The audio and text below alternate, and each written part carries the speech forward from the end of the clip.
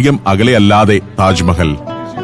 ആ തറയുടെ ചുവട്ടിൽ നിൽക്കുന്ന ആളുകളുടെ ഉയരവും തറയുടെ ഉയരവുമായി ഒന്ന് താരതമ്യം ചെയ്യുക.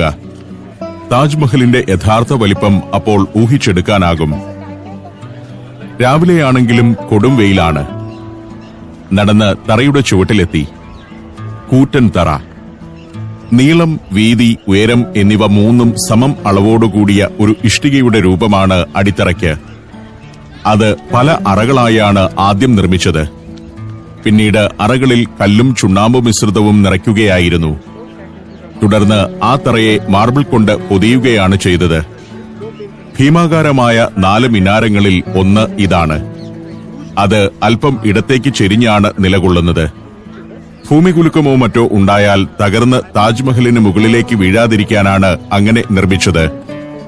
രാജസ്ഥാനിൽ നിന്നുമാണ് താജ്മഹൽ പണിയുന്നതിനുള്ള മാർബിൾ കൊണ്ടുവന്നത്. പണിസാധനങ്ങൾ ഇവിടേക്ക് എത്തിക്കുന്നതിനായി 1000-ലധികം ആനകളെ ഉപയോഗിച്ചിരുന്നുവെന്നാണ് ചരിത്രരേഖകൾ. താജ്മഹലിൽ പ്രവേശിക്കുന്നതിനു മുൻപ് ഇവിടെ നിന്ന് ചെരുപ്പിന് മുകളിലായി ഒരു കവർ ഇടണം. എങ്കിൽ മാത്രമേ ചെരുപ്പിട്ടുകൊണ്ട് അകത്ത് പ്രവേശിപ്പിക്കുകയുള്ളൂ.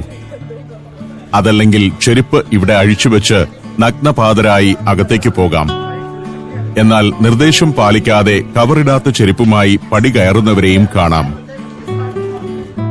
20 അടി ഉയരമുള്ള തറയിലേക്ക് കയറിയെത്തിയിരിക്കുന്നു. ഇതാണ് താജ്മഹലിന്റെ ശരിക്കുമുള്ള തറനിരപ്പ്.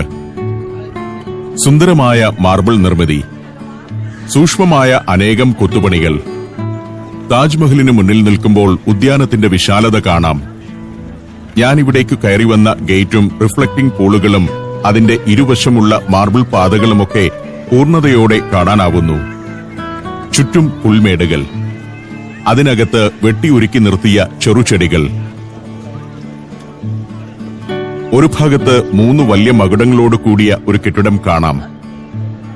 മെഹ്മാൻ ഖാന. ഷാജഹാന്റെ കാലത്തെ ഒരു ഗസ്റ്റ് ഹൌസ് ആയിരുന്നു അത്. താജ് കോമ്പൗണ്ടിന്റെ കിഴക്കേ അറ്റത്താണ് മെഹ്മാൻ ഖാന.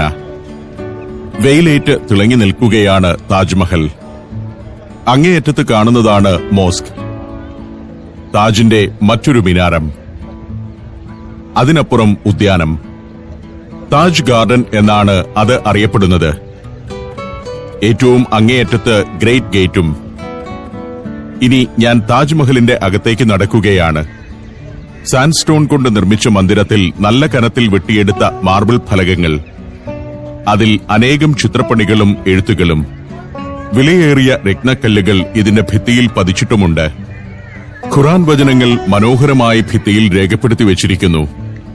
അതിനുവേണ്ടി പ്രത്യേകമായൊരു സാങ്കേതിക വിദ്യ തന്നെ ഉപയോഗിച്ചിട്ടുണ്ട്.